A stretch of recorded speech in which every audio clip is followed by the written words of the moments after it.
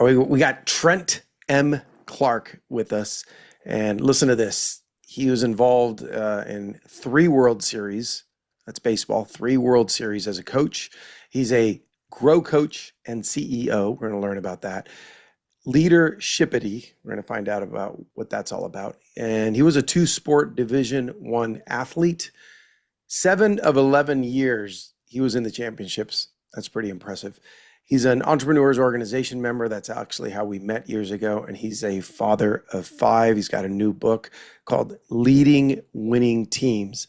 There's a copy of it if you're looking at the video. Tilt a little bit so we can see. There it is. Leading Winning Teams by Trent M. Clark. How you doing, Trent? I'm great, Joel. How are you doing? Good. You know what's good about you holding that book up is that we got to see those World Series rings on your fingers. Yeah, There you go. there you There go. they There's are. the real things right there. That's nice. Um, So what yeah, were you doing in the World Series? What were you coaching? Joel, I started out as a kid wanting to play in the big leagues, of course, like everybody else. Played at college, and then, of course, I moved into coaching at a very young age. I think I was 23 when they gave me that, hey, you'd make a good coach talk, and I was like, yeah, I want to do that someday. And they were like, no, that's now. So that was a job transition going on there, which is really formidable and important because I was ready to be done. I was spending about 6 hours a day in the training room trying to play. Had a labrum that was torn off the bone, and it was significant and had some significant surgery to repair it later. But trying to compete, and Joel, you and I are close friends, so you know what I look like. I am 5'6", 170 pounds. And when you're competing with 6'4", 225 every day, you're giving up a lot. And it's significant. So you have to do a lot of things better than your fellow, colleagues. And so when you're playing at 75%, it's the end game is pretty evident, right? And so I was feeling that pressure, and to get that transition was kind of the next best thing, right? If I wasn't going to play in the major leagues, then I wanted to coach in the major leagues, and I made that transition into the major leagues like very quickly. It How'd that was path go? Well, you started Yeah, coaching at what level? yeah. I literally so in 1993 I was student teaching, finishing up my college. I had played that summer. After I graduated, I played that summer, and then went to my student teaching and got the call that, hey, this is far enough. This is as far as it goes. And I immediately put applications in, and I got 2 offers. I got an offer with the Cleveland Indians, and I got an offer with the Detroit Tigers. And the Detroit Tigers offered me a position first, very entry level. I'm talking about, like, I don't even know if I made money, man. It was like an internship kind of thing. I did make money, but it was very little. And Sparky Anderson was the head coach, and they had no minor league director for strength and conditioning, which is crazy because now you have tons of it. But back then it was still emerging. And the colleges were much different. Like, we had all sorts of strength and conditioning at the collegiate level. And then it was this thing at the major leagues that really just hadn't been accepted yet. So now they got all these college athletes coming out, and they were realizing these college athletes want to train. They've been training for a while now, and we're not offering the facilities, the services. And so they had to play catch up, like all, industries do that.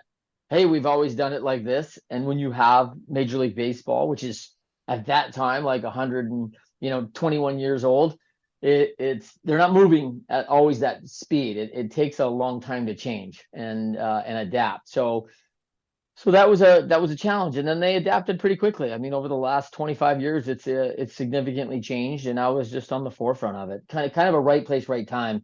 And as a guy who played, but I also had a degree in exercise science and physical education, I was in the right place at the right time. And I knew could the game speak of the language. baseball. I knew the game. Yeah, I knew the game. It gave me immediate advantage over other conditioning coaches that had been hired who didn't know the game.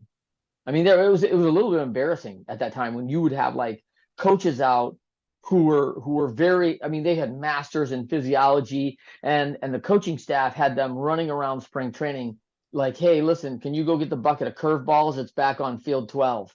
And the coaches didn't know. They knew fitness. They didn't know baseball.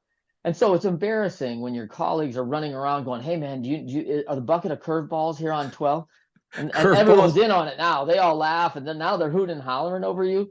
And so the lack of knowledge of the game was significant. And of course, I was cutting my teeth on that. I knew exactly what had to happen, and I knew exactly what was about to happen 162 times in a season. And it's a long road, man. That is an absolute marathon. And yet it's this interval marathon, right? It's this bouts of intensity. And then you got to come back and do it again the next day and the next day and the next day. And what most people don't know is that Major League Baseball players get 6 days off their entire season. That's about one Man, a month. Yeah. man. And Yeah. So that's a grind. It's that is even it. Yeah. And you've been at spring training for 5 or 6 weeks before that every day. So when you talk about that, like the 6 to 8 days with rain and things like that, you get off. That's over about a 7 month period. wow. Yeah, that's Yeah. something else. They make a lot of money, but it is a lot of work. So, what's this book about? Leading winning team. Yeah. So leading winning teams, super excited about that, right? So when you talk about leading winning teams, one of the things that I found out, from building out these companies and these brands, Joel, I really stumbled on the fact, like, man, there were certain people who really like to hire athletes. They really like the competitiveness, the fact that they're hyper learners, the fact that they're, very good communicators. They understand time management and prioritization. There's all these skill sets that are developed inside professional sports and high level sports, very similar to elite forces, right? Where you get that coaching and training at the SEALs and the Rangers, and there's just people working at you. Very similar to our environment, Joel, in the entrepreneur environment. You got to learn. And so we surround ourselves with like other entrepreneurs in like EO or YPO, and we get hyper learning from all these people that have gone in, tried to do things. Some things worked, some things didn't. And so you have these hyper learning environments. And so athletes become very good at it. And so I wanted to start talking about this value. And I was going into all these organizations as the CEO of Leadershipity, and everyone loves, Leadershipity. What is that? Like the itties of leadership, right? Accountability, integrity, certainly coachability, adaptability, responsibility, spirituality. And I think about like quality, some of these key things that we want. And guess what? We're not all great at them. We're not all great at creating unity. We're not great at equality. We're not great at here's one that we're all not great at that we all want on is productivity, right? And we need that in the top. But we're asking for our leaders to have all these things, and we don't, right? Like some things we're really good at, and some things we're not. And so I go into a lot of organizations, Joel, as a grow coach, where we help them double their EBITDA very quickly, usually half the time or better. And so when I'm in there, they go, oh, we got a great team, Joel. We got a great team. I come from some great teams. As you mentioned earlier, I had an 11-year span from the time I was 16 years old until I was 25, where I went to, 16 years old till 27, that I was involved in 7 championships in those 11 years, 3 state championships in high school, 2 national championships in college, and then 2 World Series. And I'm auditing excellence, like on this journey, like, why did they win? What did they have that we don't have? Why are we beating other teams? It was just looking at all these things. And so, man, when you start realizing the journey and the research and the work that you got to go in to get the right players on your team and position them in the right places, it's a lot of work. And we're paying millions of dollars in professional baseball for scouting and recruiting and all these things that you're doing. And we're missing all the time, right? Like you see it in the newspaper, like, oh, wait, they gave this guy $2.2 million and he fell out at A-ball. He never even made the NBA team. And you're like, wow, that's a lot of So, revenue so to what go are these out. when you go into these companies as a grow coach? What are they typically doing wrong? What are some of the things that you get to? Yeah. What are the low-lying fruit for you? Yeah. So the first thing that I look at like, hey, we want aces on our leadership team, right? And that's an acronym for me. That's a card. All right. So if I have the cards, if I have all the cards and I have all the aces, I win. Right. So as an organization, we want that. So what is that acronym? Coachability. I want coachability right away. I want people that are ready to learn. And oftentimes, Joel, I go into these places and I've been coached my whole life. You've had coaches. I've coached you. You've coached me. We're bouncing off each other all the time. And you've been doing it lifelong.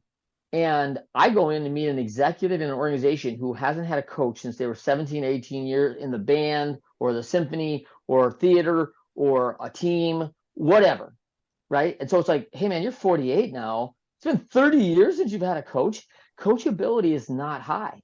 So I go in, there's a team of 8. I have 2 without coachability.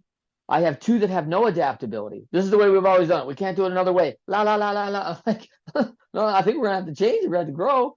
And so then they have responsibility. I have one that doesn't take responsibility. This is your leadership team. And they go, well, it's not me. It's Julie, it's Alicia, it's Jim, it's Tyreek. Like they're all just pointing fingers. And then I have one, it's not dependable. Zero dependability. And they ignore that person. They kind of don't give them anything like, oh well, don't give it to Trent, it won't get done. Like just like wait a minute, this is your leadership team, but we have a great team, Joel. And I'm like going, so you have a great team that you're missing some really big qualities of leaders that really cannot be missed here at this level, because that downstroke, that ripple effect is massive. Like, why would I have to be coachable? Joel, you don't have to be coachable if you work for Trent and Trent's not coachable, because Trent doesn't listen to anybody. Yeah, Yeah, trickles yeah, down. yeah. Yeah, right? Trickle down effect is massive. So I'm like, so you guys got a great leadership team? Like, come on, man. Like, really? It's like, probably like is any of that where the CEO or the owners just likes them? They're nice people. Is that why they've kept there's a them? lot of reasons. There's loyalty, which is awesome. Man, they've been here. They've been here for the duration. They were there with me when I started. Yeah, great. There's some definitely like glossing over some of the bad things because they have one superpower, right? And they're like, well, we just deal with that because they could sell rice to China. They're so good at doing one thing and they're this great salesperson, right? Or they're this excellent, accountant and they're really bad with people. And it's kind of, we try to hide them in a back cubicle, but, you know, great CFO. Right. You don't think there's So other out of those CFOs? things, accountability, coachability, dependability, all those different types of things, is what's the one that, man, you can't fix that? Is there one? Uh, I think the one thing that's really tough to fix is integrity. I think that's a really tough fix. These are like the cornerstones, right? Like, you know, you just can't do without a cornerstone, right? Have you ever seen the wooden pyramid? Pyramid of success, John Wooden, the former coach, he has that pyramid. You have these cornerstones, right? Integrity is just one of those cornerstones. Like if you don't have that, like if you don't have this quality, spirituality, integrity, some of these big foundational stones in there, like how do you build up? You Yeah. can't really build on it. It's like a big gap that you keep trying to do, and then everything sinks through, and you got to start building again. Integrity is one of those So things. when you go into a company and you start pinpointing, you're looking at individuals, right? That leader, here's where they are, here's where they need to be, here's what they're missing. Do you work with them, that leader one on one, that leader one on one? How's that work? Yeah, so sometimes, it depends on agreements, right, that we have. Oftentimes we're working with the group as a whole. Sometimes we're working with them as a whole and individual coaching sessions. Some folks recognize that, hey, we recognize that Bill is not great at this, and he really wants to get better. He's really, intentional. He's motivated. He wants to stay in the seat, and he's ready for coaching.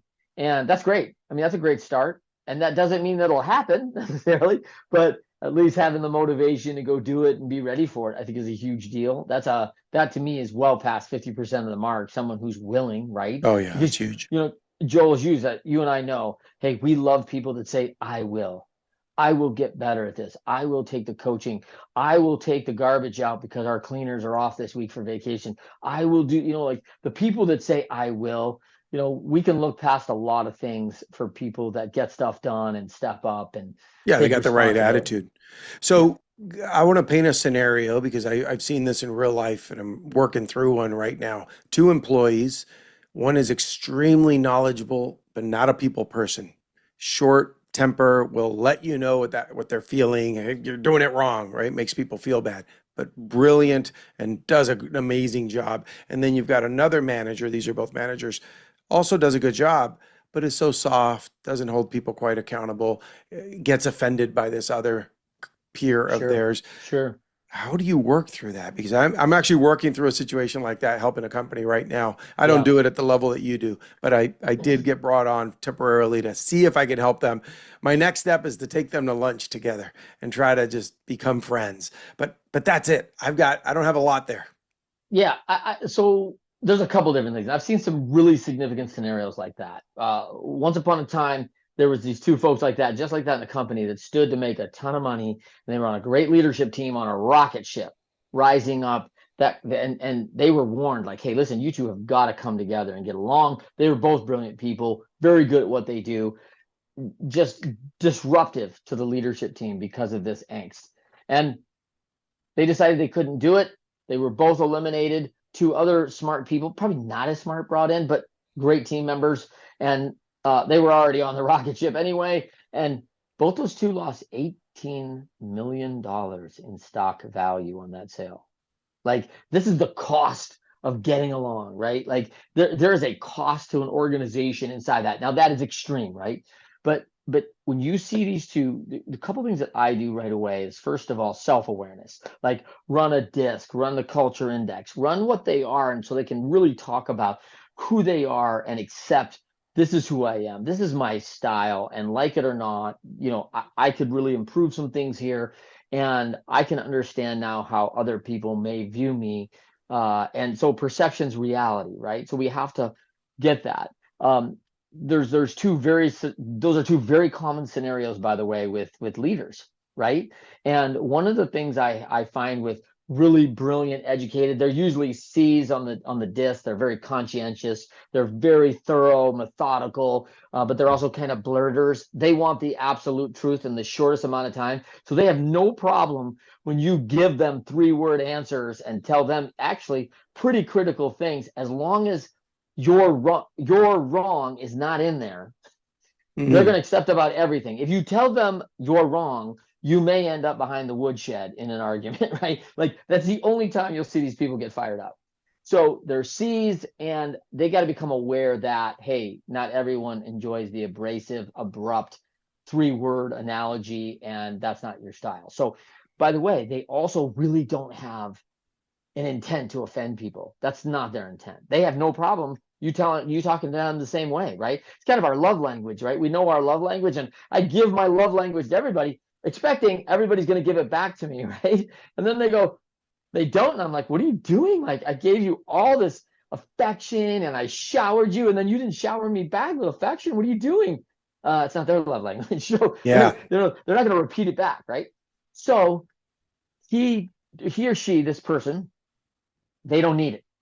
They don't need the feel good, soft, they're abrupt and abrasive. So one of the things I tell that person is, once they have that self-awareness, it's always like, hey, Joel, I've been charged with being very short and abrupt with people before. In fact, kind of callous. And that is not my intent. I want what's best for you, Joel. I want to be a great teammate. And when I say things like that, it's never to offend you and hurt you. So if I ever do that, I want to give you permission to call me out. And so, it's not, and you're like, wow, because the first thing that happens before that meeting ever happens is Joel, holy, that's the worst idea I've ever heard. Yeah, geez, man, like, No we're a team filter. of colleagues, like, yeah, like, no filter, like, holy crap, did he just say that out loud? And so now, 3 days, first of all, you're defensive. You're like, whoa, I've had much worse ideas than that. Like, you say all these things in your mind. But now that he's told you, now everyone in the room laughs, because, like, hey, Trent, I think that was one of those abrasive, kind of callous things now. And he's like, what? Oh, yeah, I guess it's not the worst idea. That's not what I meant, Joel. Like, what I meant was, you're a lot smarter than that, man. Like, 2 + 2 does not equal 3. You know it. Like, come on, man. Let's walk through it again. What I think you meant is this. But he doesn't want to say those many words, right? He just expects so much of you. He's got a high standard of you, and it's not negative. He actually is telling you, I think you're awesome, but it comes out like, that's so stupid and you're so smart. But he's not But saying the I second think you're part. right about having that conversation in not in a tense moment, but in a Yeah. relaxed, you could be out to lunch, Yes. right? And say, Yes. hey, let's set some ground rules, man. If I ever Yeah. do that, call me out on it. And Yeah. now it becomes almost a game. It becomes a hat. Yep. Remember when we talked about that? Here's one of those times. Well, and when you do it in front of your team, when someone comes in and becomes vulnerable about themselves and says, hey, listen, I know I can be like this. I've been charged with this many times, and it's not incorrect. And I want you to know I genuinely care for you, and it does not come off that way. It's probably a tough love that I'm accustomed to. I like information that way. I've come to realize other people don't like information that way. So if I ever do this and I sound callous and abrupt and short with you, I'm giving you permission to call me out. I'd rather you didn't, harm me, like, embarrass me in front of a lot of people. But I understand if I do it, I want to know because I'm interested and I want to be better. I think all that is summed up with proper communication, right? When you set all the Yes. ground rules, Yes. let's talk. Yes. I mean, yeah. And what, okay, if we say what's proper communication, Joel, there's a lot of interpretation what proper is, right? Now it's okay. So we get that, right? And then it does become kind of fun because everyone's sitting in the room and I go, oh, Julie, come on, stupid. And everyone goes, Trent, and everyone's like, oh, I'm like, all right. That wasn't what I meant. Yeah. You're right. And we're kind of laughing about it now, right? It's a That's a game. great You place to get gamify to. it in a way. Yeah, it's a great Yeah. place to get to. We can laugh at ourselves a little bit, like, come on, that's Yeah. not how we're gonna be, right? And by the way, it's all things. I do the same thing for someone who's like the S, the steadiness. You have your best listeners. I take S's to all my meetings because they hear things that nobody else hears. Oh, did you hear Joel talk about that with his training and his coaching? That program is going to take off. And if we're not in on that, we'd be silly. Like, I mean, he kind of mentioned it in Yeah. passing. Do you Well, remember something well, about because that? the entrepreneur like us is the squirrels running and we're not Yeah. noticing the details. Yeah. And she's like, oh man, how good. Now, here's her downside. The S is like the harmonizer.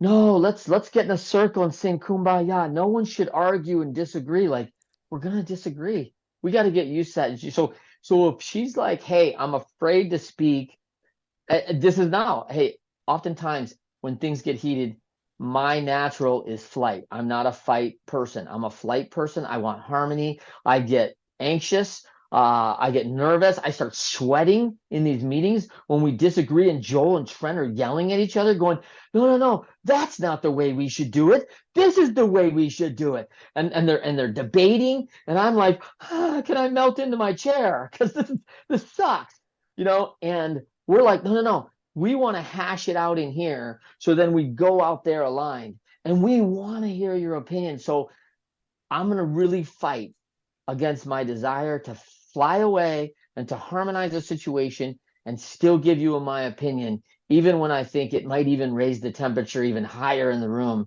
That's a really hard thing for me to do, but I'm gonna do all my attempt to do it. So as us as leaders, Joel, we're like, hey, Diana, what do you think? We need it to a straight. I know this isn't what you like to do. We're disagreeing on this. We're split 4-4. We really need your input. What have you heard? What do you think the best go forward position is? And you can act like no one else is in the room, and you can look at the wall and tell us if you don't want to stare at us. Like, I get how you feel. I don't feel that way, but I get how you feel because you've told us, and we want to honor that, right? And so I think with your other person who's like, hey, super manager, everybody's buddy, everyone get along, like, let's go, fire everybody up, but low on accountability, low on deadlines, the typical the influencer who's go, who doesn't really, everything's kind of loose. And it's so funny, right? We have these meetings, right, with people like the influencer, the meeting is a 3-hour happy hour, and then you got the D who's the dominant. And the meeting is, be brief, be accurate, and be grand. You got like 45 seconds and that meeting's over, right? So Yeah. these are two very different people who accomplish a lot of the same things in a very different way.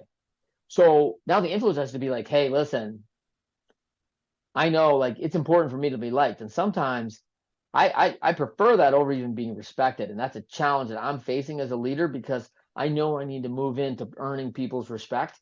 And this thing on accountability and tough love is not what I grew up with.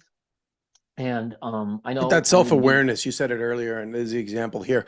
Being self-aware of what your limitations are, what your strengths are, then you got to make an adjustment and you know why You've you're got to. there to give this certain part of it.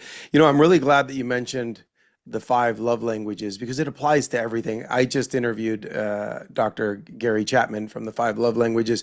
And when Awesome. I first heard, because in EO, Entrepreneurs Organization, it's mentioned a lot, what's the person's love language? And when I was new to EO 9 years ago, I heard that being thrown around and I thought, what fruity nonsense are they talking about love language? And then I got to meet Dr. Gary Chapman. Then I got to bring him in my men's group. Then I got to interview him on the podcast and get to know him really well.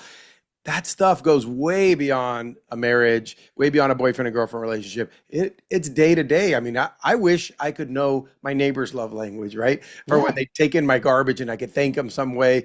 If you could know everyone's love language, people talk about what are your pronouns. I don't really care about that, but I would care to know everyone's love language. What a great Yes. way to reciprocate, to respond to them when they're in these situations. Well, one of the things that DISC does really well, I'm a DISC certified guy. I like it, personality styles. I don't think any assessment is like stone, let's chisel it out and call it 10 commandments, right? I do not think that is, but I think there's a ton of insight. And one of the things that I've had a great success in is getting each person's DISC. And then with the Wiley DISC, my publisher too, they have a comparison. And so how I might go about that, and I've done it many times, Joel, is I've taken two people, I've taken their reports, I've given them the comparison report, how they interact together. And it's like, hey, when you do this, Joel's going to foresee this as this, and he may not be as motivated as you are to do it. And you're like, whoa, why wouldn't he be as motivated? Like, because he's thinking like this. And I'm like, oh, that's interesting. That's why I wonder why I've asked him like 3 times to be on this committee. It's not what he wants to do. And I'm like, oh, that makes sense. So all of a sudden it's this, and then I let them read it individually, take some notes, jot down some highlights. Then I bring them to lunch. I've got a good self-awareness. Now I know the differences between me and Joel. And now we're going to talk about those differences and how we can be better. Now, if you get to that point and we're listening to understand each other at that lunch, right, Joel?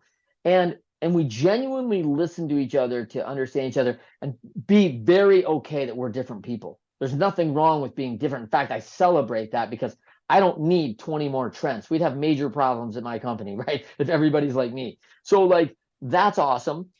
And we're going to celebrate that. Now, if people are going to ignore those values and those steps to take, and they're not going to work at it and they're not going to do it, and they just choose like, hey, I don't think you're worth it enough to me. That's usually a value in a company of love and respect for your teammates and stuff like that. Any organization says, hey, respect your team, right? And if you're genuinely not doing after you've been shown how to get along and then you don't do it, I think that's a level of respect and probably somebody needs to go. That's a great point. Once you point it out to them, once you show them, then you could judge whether they're trying or not. I like that. And you know what? You just gave me like a guide on how to go forward with this. So I really appreciate it. Yeah, It's a good.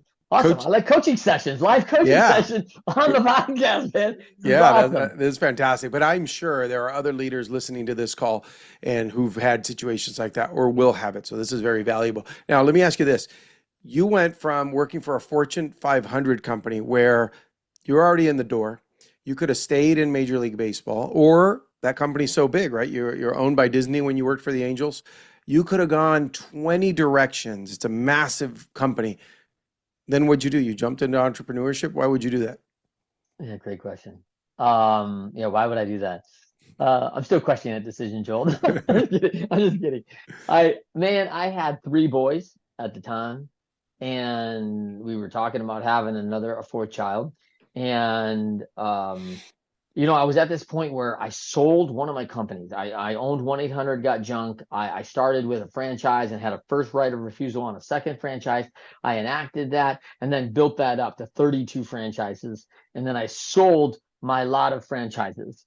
And I thought, hey, man, that was a very big contrast because here I was working for a Fortune 500 company. I owned this very small business of, maybe $1 million in revenue. We weren't even there yet.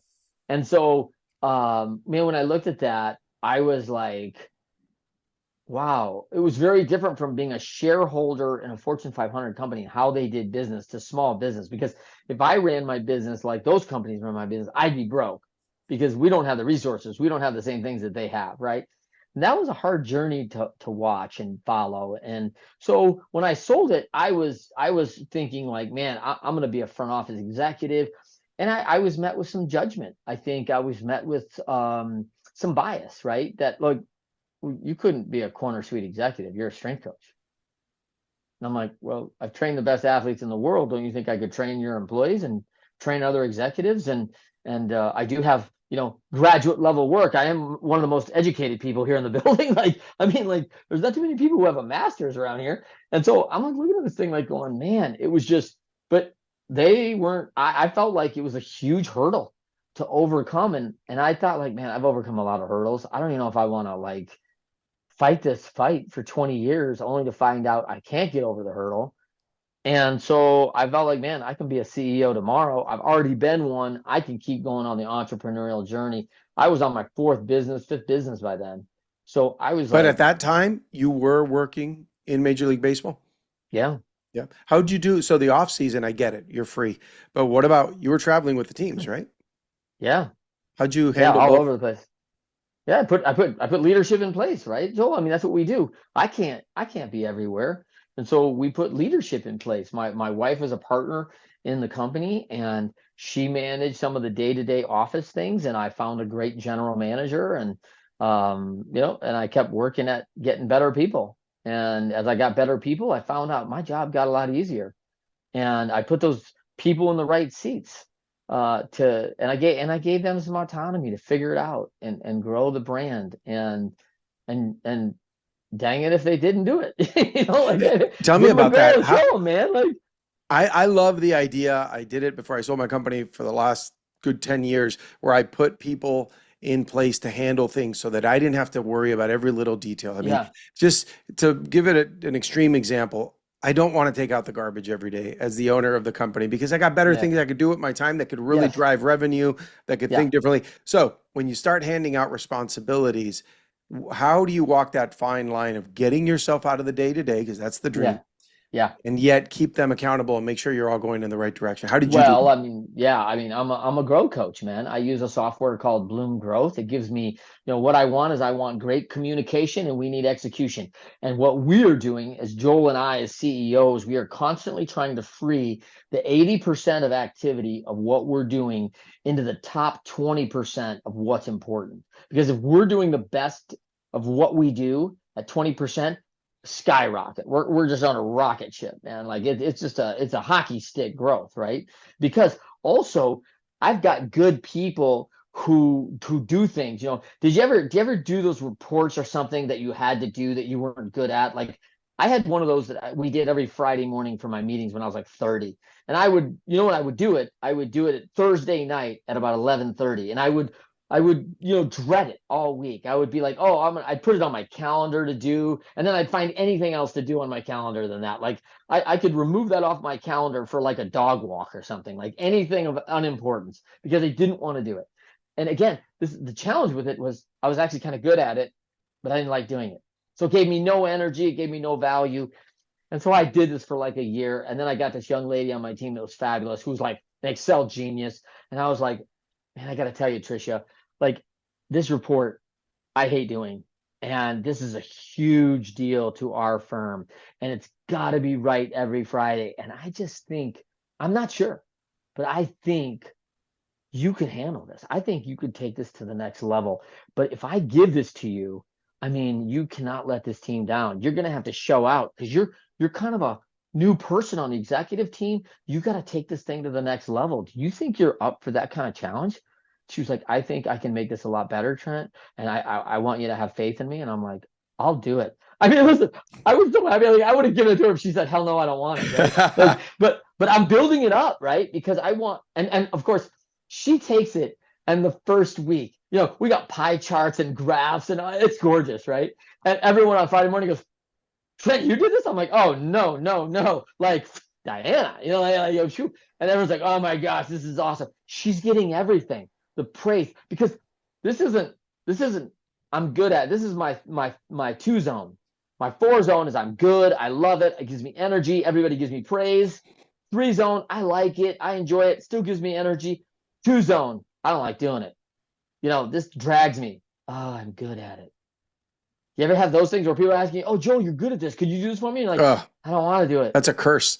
It's a curse. And so then all of a sudden you're like, oh my gosh, I don't want to be in this. but I gave Diana a 4 because it was her 4 category. So she was like loving it. And I'm like, what a win. So what I want to do is I want to take my 80% and give it to my 4s, my 4s and 3s. Whoever think they're going to get great energy from that, they're going to do a better job than me anyway, Joel. I don't want to do it. It's dragging on me. So if So I want where to do do my you, 20%, that's what I do. perfect. I love that. That made me think of the Pareto principle, Yep. 80, Yep. 20, the Yep. one thing where you start looking at what you're best at and you keep trimming that down. So eventually the CEO is Yeah. doing like three things and that's it. And Yep. everyone else is handling. Yep. So I found in my business, a couple of businesses that automation and writing a little script, writing a little software took care of things. And guess what? That software, he doesn't care about one, two, three, four. Everything's a four. They run it perfectly. Yep. Where do you find in real life examples where people have been doing things manually, where maybe you guide them and coach them and say, okay, look, guys, go automate that? Do you find things like that? Yeah. So this is what I love about the system, right? I love the execution and communication, but really what we really want is we want simplification and prioritization, and automation creates simplification. Now I'm going to tell you something, Joel, that I don't tell everybody. I love goals, right? And I love the quote that says, hey, goals are great, but if you really want to win, you get process right, because when you get process right, you win over and over and over and over again. And because it's like automated, like, and we don't think about it. And I always think about it like the stairs, like when you're looking at a big building and like Rocky where he climbs the big cement stairs right to the like if you look at the first stair, that stair sits 50 feet from the building and it's a foundation of concrete. And then the next one, 48 feet, 46 feet, 44 feet, 42 feet, and it just keeps going, right? All the way to the top of this building. And you see, when you're standing next to the building at the door to go in, you're standing on 48 feet of concrete, man. The foundation is very strong. So when you get automation and process right, and I think, Joel, that's anything you can automate, anything when you really dial it in. And what you're doing, where you're saying, hey, that one thing when you get like, hey, what do we really need this to do? We're always trying to collapse that into something very repeatable because all of our jobs, I mean, we literally, most people go to work and do 80+% of the exact same things every day. It's repeated, repeated, repeated. So what if you got 20% more efficient? I break this down for companies all the time and I find them millions of dollars fast, which is here we go. I got a $20 million company with, let's say, $5 million in labor, right? 80% of that is 4 million. We agree on that? Yep. Let's get that process 20% better for our employees just by getting regular automation and putting this in a place where we can map it. We have controls over it. We have version control over it, and we utilize it and execute on that process every time. So 20% of 4 million is $800,000 last time I checked. So when we get that process right, we will save that $800,000. So like, what do we do with it? Gap fill, hire a better HR person or an HR person, get training and development, hire a new sales, move from North America into Europe. Like use the money to invest and grow your business and your brand or keep it. You're an owner. If you don't feel like you've been making enough, let me just find you $800,000 to put in your pocket because you got processed better. Yeah. I mean, You know, that's how simple. when we improved our process in my company, that's what we did. We invested in paying the people that we now had to keep, which were a lot less people. We got rid of some Yep. people, the bad ones, who didn't deserve to have a job, and we rewarded the really good ones by paying them more. We invested in acquisitions, which helped us grow. And as the owner, I got to pay myself a lot more over time. I can tell you, doing what you're talking about from this point of view as the owner of this business, where we could benefit from having someone like you come in, man, it's a great situation. It's a win-win. Everything's better. So what Well, kind of and companies? I want to give you a shout out before you sold your company. I saw your automation, right? I came in and visited.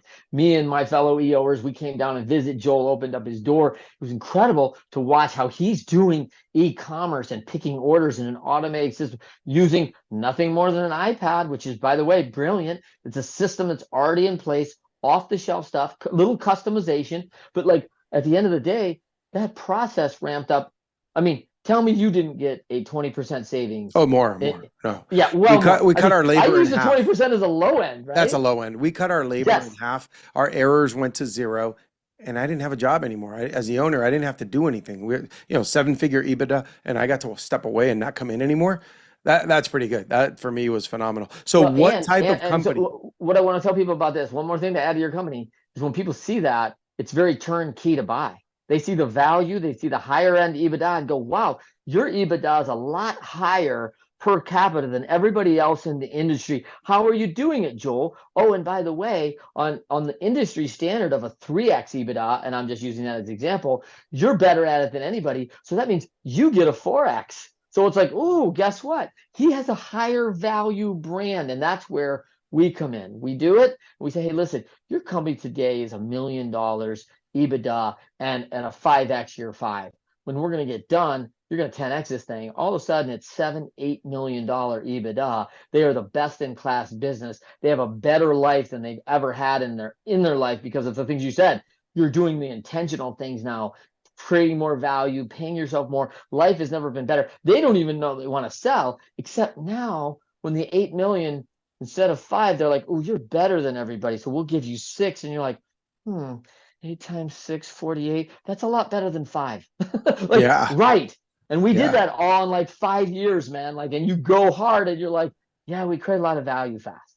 yeah. So that as you build a company that's better, more efficient, automated, takes a lot of the stress out. First of all, it becomes a business you don't want to sell because it's making more money. It's better to operate. But ironically, you are building enterprise value. So when you do decide, like you said, to sell. All right. So what type of company do you work with? I mean, I know it could be all kinds, but what's We are, a, yeah, we are industry agnostic. I'm looking for companies usually $5 to $50 million kind of top line revenue. That's kind of a sweet spot for me. Bigger than that, like there's a lot of institutional things that a lot of people, and sometimes the organizations get too broad, too wide. But I still like the entrepreneurs, right, Joel? I mean, that's who I like. This is the American dream. We're building up, creating value in the country, creating value for people in their employment, and we're building winning teams. And like, who doesn't want to be on a winning team? Like, even when you're on a winning team that's hard, like it was probably hard to be on the Patriots way back in the day when they went to 5 Super Bowls in like, 8, 10 years or whatever, right? But like everyone's walking around going, I don't know if you know or not, but I'm on the Patriots. Like, I mean, I go and I bust my tail every day, and I want nothing more to stay on that team because we are the best in the world at this thing. And people want to be the best, man. And if they don't want to be on that team and they don't want to sacrifice the effort, they're the wrong people for you. yeah, that's perfect. You want to put them through that grinder so that the bad people leave the company. I always thought, let them go to my competitors. That'd be perfect. I don't want these people. My Yeah, competitors can have them. That's yeah, perfect. right. Like, listen, you get some inefficiencies. If they don't want to work at it, like, please, yeah, I got a great place for you. Let me refer you over. Yeah, yeah, That's perfect. funny. All That's right, so funny. the book is Leading Winning Teams. You've been on a Yes. bunch of those winning teams. The difference is now you're Yeah. applying it not just to sports, you're applying it to companies run Yes. by entrepreneurs who want to keep winning or get to a next level in winning. I love it. Where could people find you online, Trent? Yeah, I'm at Trent at leadershipity.com. That's my email. You can find me everywhere. LinkedIn. I'm very big on LinkedIn at Trent M. Clark. And all my socials are either at Trent M. Clark or Leadershipity. So you can find me on either one of those places in Instagram, Facebook, all those things. We have Facebook pages everywhere. The book is on sale everywhere. Barnes and Noble, Amazon, BAM, you name it. You can find it, and we're doing some great bulk discounts right now. Where if you're buying in a big bulk through Porchlight, and we do some great discounts, and then I'll discount speaking engagements. So it's an event right there, contained right there. Books, me coming, get your group together. We make it really simple, and that's what I like, Joe. I like to make things very simple. Simplify. Let's keep it easy. Let's know exactly where we're going. And simple's not always easy, as we know. But I like to keep things simple and straightforward. And I like visibility, which is what that software does that you're talking about. And so I think why people won't leave is that once they find that they've really dialed in that simplification, that process, and now they've got the software and the visibility, and they've got the autonomous team that will report to them and give them the straight and narrow, You can be anywhere in the world and you can look at your numbers and you can look at what's happening inside your organizations and know with certainty exactly how it's trending based on the software and the team that you have.